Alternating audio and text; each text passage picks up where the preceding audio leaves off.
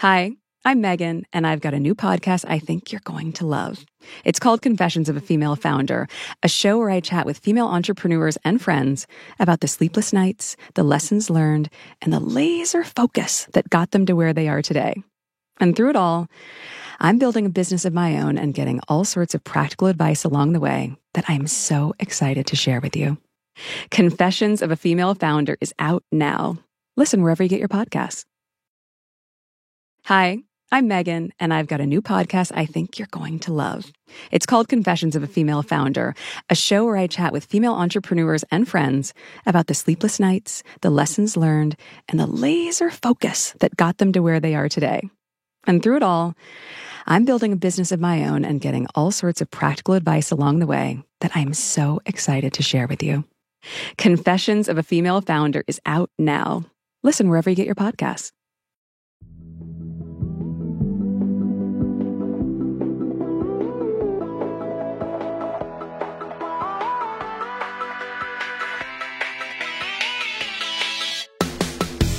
Hey, I'm Candace Lim. And I'm Kate Lindsay, and you're listening to ICYMI. In case you missed it. Slate's podcast about internet culture.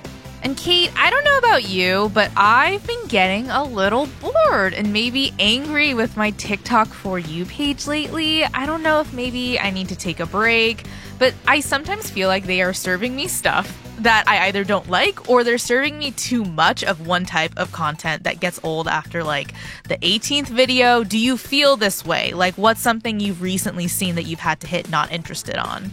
I have a conspiracy theory that sometimes when it wants to shake things up, your like TikTok algorithm resets to like factory settings and you're suddenly getting like all weird stuff again. This is no basis other than, yeah, I agree there are times where it's like, why is my For You page just like off? But I can't blame that this time for the things I hit not interested on. This time it's constantly trying to show me news and it's constantly trying to show me like Trump talking. Mm-hmm. I don't need to see that. Anytime that comes up, I'm like, do not show me him talking. What about you? Yeah, I have two. I think the first one is Top Girl Canon events. Have you seen this? No, this is a cursed thing though. Just I can tell from those 3 words. It's so cursed. So basically, it's girlies like listing things that are so universal to the female experience. And it starts with things like the friendship breakup that you still think about and realizing your mom was right all along. But now it's grating on me. Now we're saying things like having a Starbucks Frappuccino phase and him cheating on a girl who looks nothing like you. And I'm just kind of like, guys, we need to stop this. We need to stop this right now. It reminds me of, I don't know, things like girl dinner or just girly things. Like things where you're getting increasingly like, oh, wait, stop. I don't think that's a relatable experience. Yeah. And the thing is like, it's either they bring up stuff that is a little bit triggering to me or it's like, I thought I was the only one who experienced that. How dare you? Oh, you're feeling too seen. How dare you co-opt my experience, my specialty? How dare you? Yeah. So that's one thing. But I do think I've done actually a good, like, clean sweep where I've hit not interested enough where TikTok's like, got it. Yeah, I think the reason maybe I'm not getting this is during, like, girl dinner, during, like, pick-me-girl discourse, during, like, girl discourse. That stuff is so exhausting to me because I find it's, like, just ways for, like, women to weirdly police other women through misogyny. I don't know. I hate them, and I think it took note. And then the other thing that I had to cold quit was people citing the let them theory. Have you heard about this? Yes, I've heard people throw it around. And the first time I heard it, I thought it had been around for a while and I must have just missed it. But no, it's like become very trendy. So I am curious. I'm let them curious. And the thing is, if you've never heard of let them, I am instead going to let the face of the let them theory explain what this is. The next time you feel left out, your friends all go out to brunch together and they don't invite you. Let them. Or maybe the person you're dating doesn't want a commitment. Let them. Or perhaps your spouse does not want to do the 5K with you. Let them. Your company is laying people off. Let them. You spend so much time and energy trying to control other people and getting emotionally worked up about things that are beyond your control.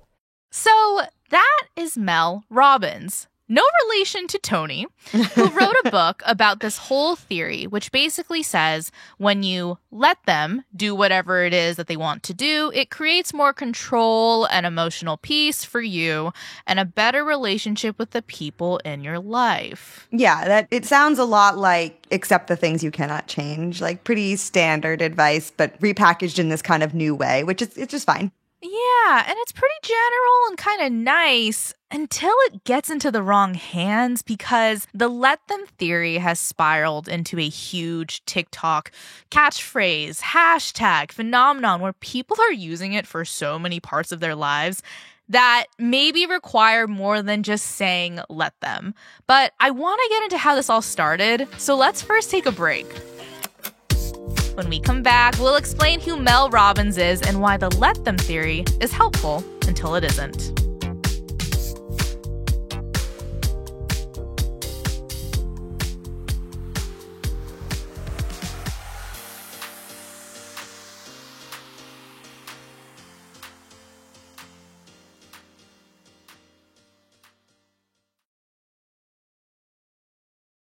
This podcast is brought to you by Progressive Insurance. You chose to hit play on this podcast today. Smart choice. Progressive loves to help people make smart choices. That's why they offer a tool called Auto Quote Explorer that allows you to compare your Progressive car insurance quote with rates from other companies. So you save time on research and can enjoy savings when you choose the best rate for you. Give it a try after this episode at Progressive.com. Progressive Casualty Insurance Company and Affiliates, not available in all states or situations. Prices vary based on how you buy. This episode is brought to you by Saks Fifth Avenue. Shopping at Saks is the perfect way to discover the latest styles, elevate your everyday look, and refresh your wardrobe just in time for spring. At Saks, you'll find inspiration for every occasion, from casual outfits to special events. My favorite thing to do in my off time is to go online shopping, and I cannot recommend the Saks.com experience enough. They have so many of my wishlist brands on the website, from Amina Muaddi shoes to Alice and Olivia dresses. And it's spring, which means wedding season is starting up. Saks inspires me to discover looks for anything and everything on my agenda, from destination wedding dresses to shoes that can last the whole weekend. Whether you're refreshing your entire wardrobe or shopping for a vacation, Saks makes it fun and easy. So, if you're looking for a fun, effortless shopping experience and want to elevate your personal style, head to Saks. That's Saks.com for everyday inspiration.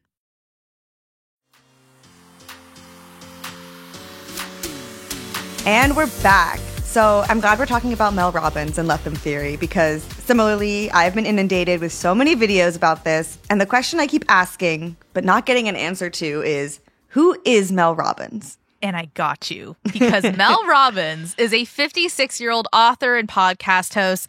But before all of this, she was a criminal defense attorney. Okay, she covered the George Zimmerman trial for CNN. In 2011, she got TEDx Talk famous when she did like a TEDx Talk called How to Stop Screwing Yourself Over, where she broadcast this thing she calls the 5-second rule. Have you heard of this? I mean, I've heard of it in the context of dropping like a chicken wing on the ground. Yeah. And maybe this actually kind of does apply to that, but she has a bit of a different definition. I will play a little bit from that presentation because this video has been viewed more than 33 million times on YouTube. If you have one of those little impulses that are pulling you, if you don't marry it with an action within 5 seconds, you pull the emergency brake and kill the idea. Kill it. If you have the impulse to get up and come dance while the band is playing, if you don't stand up in 5 seconds, you're going to pull the emergency brake. If you have an impulse about you were inspired by somebody's speech today and you don't do something within 5 seconds, write a note, send yourself a text.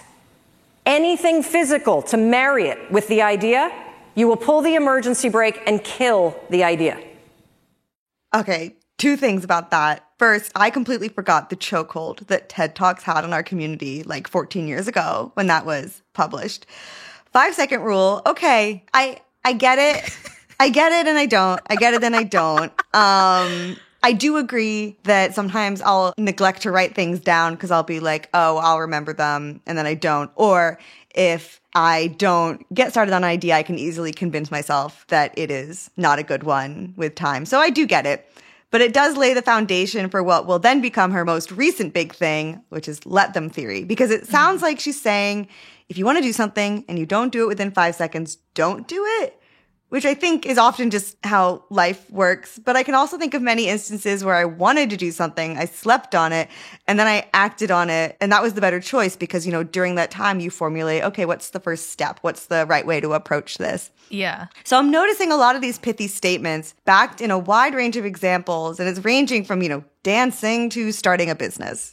Yeah, I think the other thing about this 5-second rule is that it almost kind of seems like she's saying that if you have an idea and you don't act on it within 5 seconds, you're lazy, when actually some ideas, not that good, not worth acting on. Right.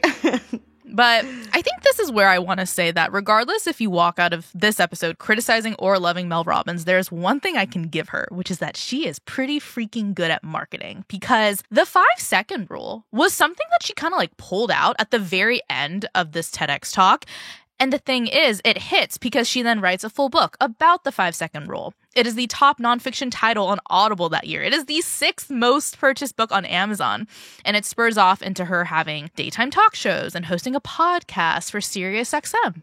Something about the 5-second theory being able to fill a whole book is wild to me, and I am impressed, I'll say it. But before we get to her podcast, I went to her YouTube channel catalog, and around 2017, so after the 5-second rule becomes a big hit, she starts posting videos that are so entrepreneurial, drink this supplement and you'll fix your liver core. Not actually that, but just motivational stock music with big, bold, all caps letters like this 5-second trick helps you get more done by doing less. Like if you've ever accidentally turned on the TV at like 2 a.m., which my cat does do, this is what they're running on Freeform.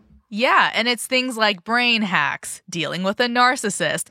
It's funny because it's both so familiar, yet so dated to that time in 2016, 2017, when the most clickbaity thing you could do on YouTube was like give people advice on how to like start their mornings with these 3 tips. And I wish we were past that era, but I don't know if we are. Because Mel Robbins, she has more hit phrases in the canon. Okay, in 2021, she publishes a book called The High 5 Habit. A lot of 5s, which basically says every morning you should wake up and high five yourself in the mirror. And she talked about this on the Jake Shane podcast, Therapists. You never high five somebody and say, you're ugly. Yeah. I hate you. Right. I hope you lose. Right. It's always keep going. I see you. I got you. So it is impossible because all the programming in your brain with this action is already in here because you've seen people do this and you've done it for a lifetime. So when you look at yourself in the eyes and you just silently go like this, you aim all that positive, I got you, I see you, keep going, with your own reflection. Right. You do that 5 mornings in a row, based on our research, that's how quickly it takes to start to actually see yourself as somebody that you're like, okay, I got you, get out there. Right. Okay. I mean, it reminds me a little bit. I use the Nike Run Club app and I do guided runs because I find it's really helpful. And probably when you're like halfway through a run, he'll be like, I want you to run this next minute. I'm going to time it and you have to be smiling. Kind of makes me think of that because it's similar of like your body, when you smile, even though you're making yourself smile, your body is like, oh, I'm smiling. So I guess it's similar. I don't know if I believe the whole bit about because you're looking at yourself, you aim it at yourself. But right. I understand the spirit of what she's saying. Would you do it? Absolutely not. No. I cannot.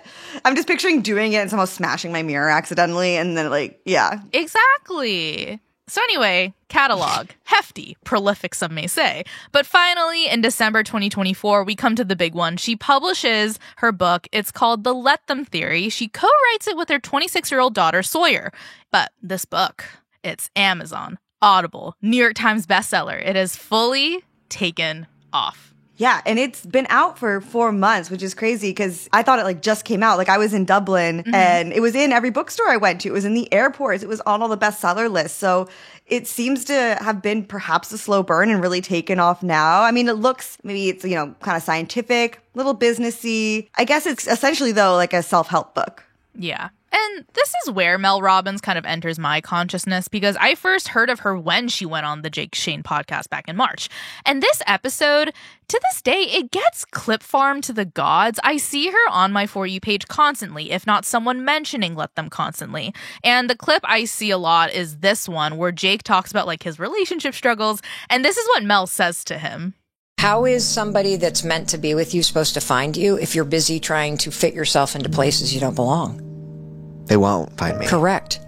So learning that you're not on this planet to be somebody's husband, you're not on this planet to find the one. Right. You're on the planet to like get the most out of your life that you can and build this beautiful life. And then somebody gets to share it with you when you figure out like what makes you feel good.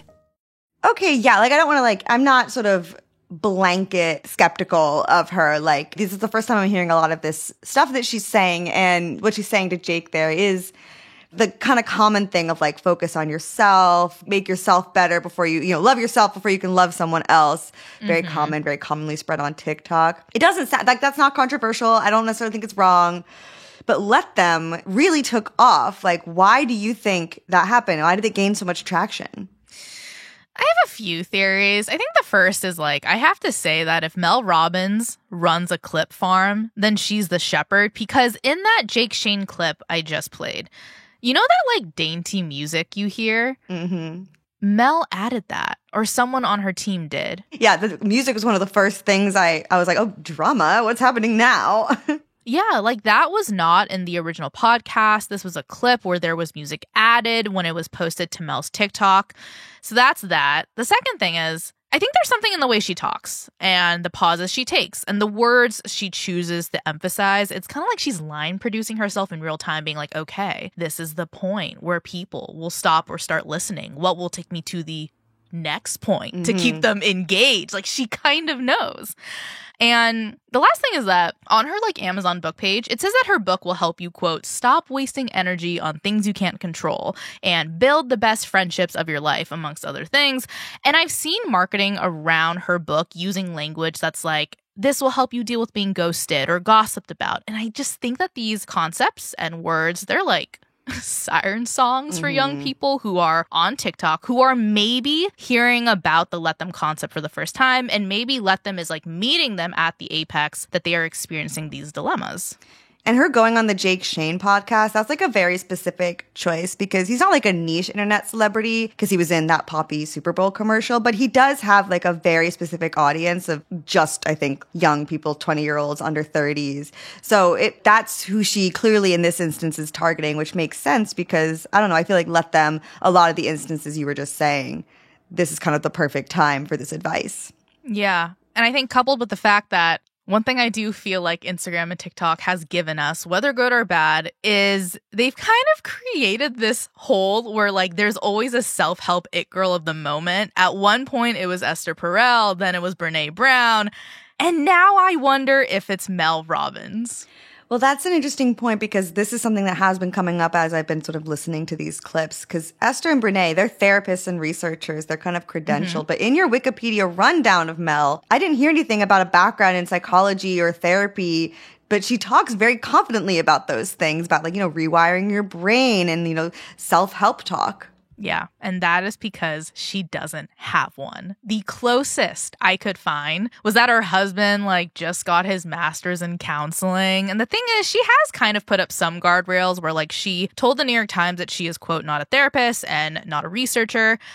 But this is where some of my concern lies. When she did her TEDx talk, she actually was billed as a relationship expert. And on her TikTok bio now, she calls herself a author, podcaster, friend. And even if she says she's not a therapist, I can't help but notice that she is using a lot of therapy speak, like boundaries. And people are kind of using Let Them theory in those contexts to the point where they're citing her book to their therapists. Right. And her background is in business. And so it's likely, I imagine, that this sort of thinking came from being in business leadership. And so she seems a little bit more like a life coach or, an expert in that space. But if Mel is not a therapist, I guess what is she offering that Esther and Brene don't? Is she saying something new or timely that's hitting us now in a way it didn't before?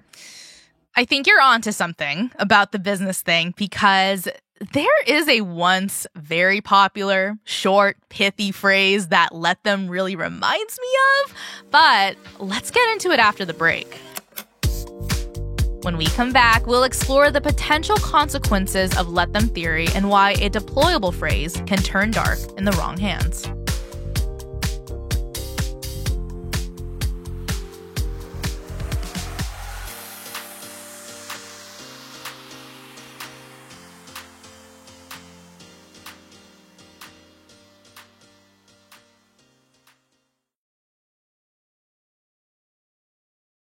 Listen to Sunrise on the Reaping, the highly anticipated new audiobook in the Hunger Games series by Suzanne Collins on Audible.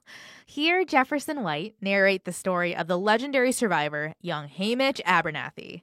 Revisit the world of Panem, 24 years before the original Hunger Games series. As the day dawns on the 50th annual Hunger Games, fear grips the districts of Panem. This year, in honor of the Quarter Quell, twice as many tributes will be taken from their homes. I'm so excited for this story because I've been a big Hunger Games fan since the first trilogy came out.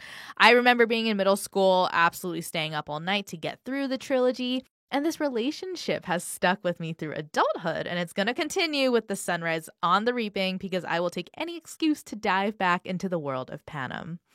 Whether you're a passionate fan or just starting your journey, venture to District 12 and hear the story the world's been waiting for. Welcome to the 50th Hunger Games. Experience the worldwide best-selling series in a whole new way.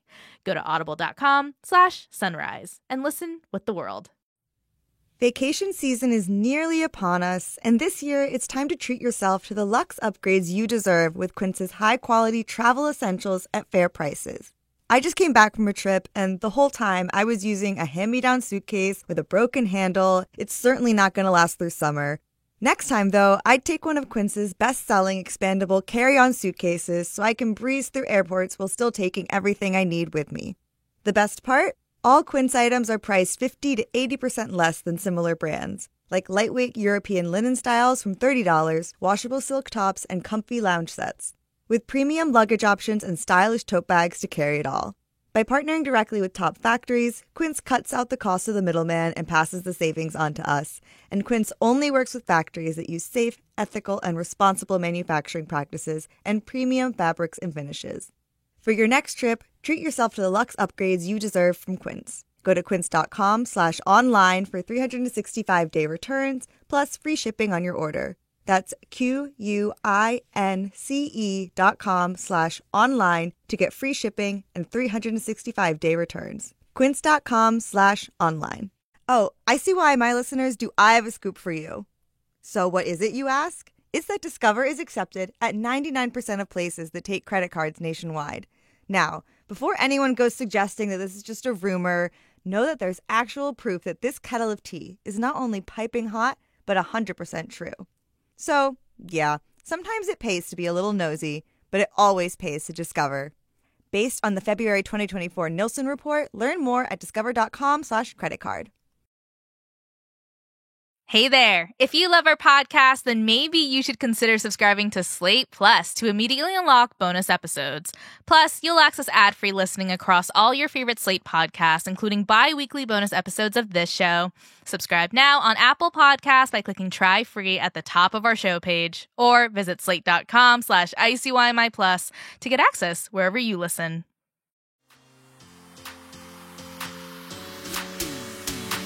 And we're back. So now, when something becomes a huge worldwide sensation, like I said, I saw this book literally everywhere in Dublin, but when something takes off like this, it's never a coincidence. It's usually because it's meeting some kind of moment in a way that is speaking to people. Yeah, I'm thinking of something like Lean In. Sheryl Sandberg released this book in 2013, encouraging women to assert themselves at work and in their careers, and it ended up becoming a huge mantra for the girl boss era. I mean, women's media was booming, feminism was trendy, Hillary Clinton was running for president. It just met that moment. Exactly. And I'm wondering, sort of with this in mind, if it makes more sense to think of Mel as less like a self-help guru and more of a Sheryl Sandberg type, because let's just think about life since Lean In, as much as I don't want to. But the world girl boss, that's now cringe, because that era was marked by a lot of sort of white feminism championed by those types of slogans that ended up perpetuating a lot of these really harmful systems. And then, Hillary Clinton lost, and then Kamala Harris lost, Roe v. Wade, gone, Donald Trump, president again for the second time, and everything is kind of crumbling. It feels like we can't control any of it. Like, leaning in, either it didn't work before, it doesn't work now. So let's just do the opposite. Let's just let them. Yeah. And of course, let them isn't about politics and the state of the world, but I can see why politics and the state of the world can make someone think about their relationships differently, because it's nice to basically hear, hey, life is so overwhelming. Guess what? You don't have to deal with this. Just let them be like that and move on, especially when you're already so exhausted by everything else. Right. And that's kind of where you and I both, when we were speaking about it, take issue with the phrase a little bit. Not with Mel, who I think has totally fine intentions with this, but with the way I sort of worry people might use let them to support their choices to essentially not engage in actually sort of healthy, necessary conflict with people in their lives. And if we're talking about the moment that let them is meeting, it's one of a loneliness epidemic. It is one of individualism. It's one of people insisting that they don't owe each other anything. Yeah, that's like a very common phrase you hear online now. And in my opinion, we're in this place because of technology and social media. Sort of, there was this great quote going around. It was on Substack. I saw it on Twitter back when I was on it. It was essentially, annoyance is the cost of community. But the role of technology sort of these past 30 years has been to make everything less annoying and more convenient. That's why all these apps pop up. They want to solve these little problems in life. They want to make them more frictionless. And, it's ostensibly to make life better. But what we're kind of finding now is that has ended up eroding away experiences that it turns out were actually beneficial to life and to relationships. Like, I think a big one is, instead of our friend picking us up at the airport, we all just call Ubers now. Or instead of bringing someone soup when they're sick, well, they can just DoorDash it. Or we can DoorDash it to them. I've done that before. Yeah. And that feels so closely intertwined with how we've started to use therapy speak. Like, venting to a friend is now trauma dumping, and asking them to do anything is emotional labor. And all these terms also became trendy on social media.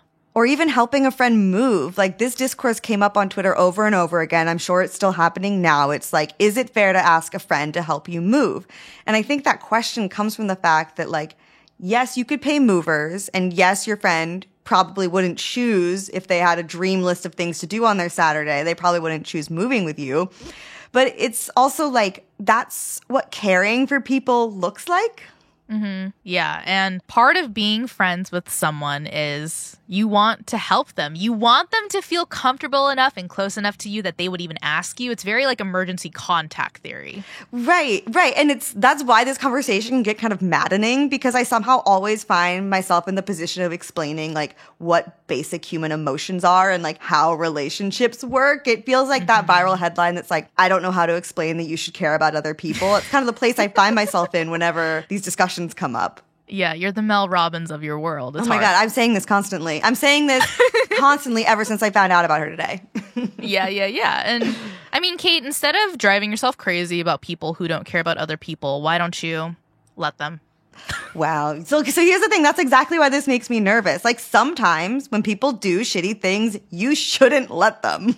Yeah, especially if someone is doing something actively harmful. It's like, actually, step in. In fact, lean in all the way. Lean in. It's like bystander effect, where it's like, oh no, I'm actually doing let them theory. I can't help you right now. Yeah. And I worry about smaller things too. Like, instead of asking a friend why they were excluding you from something, or like someone at work is making choices you don't understand, that part of us that understandably hates confrontation could be like, oh wait, let them theory. I'm doing let them theory. But really, you're just kind of excusing yourself from having a hard or uncomfortable conversation that would, for the most part, likely make that relationship better. And so you're losing out on that growth.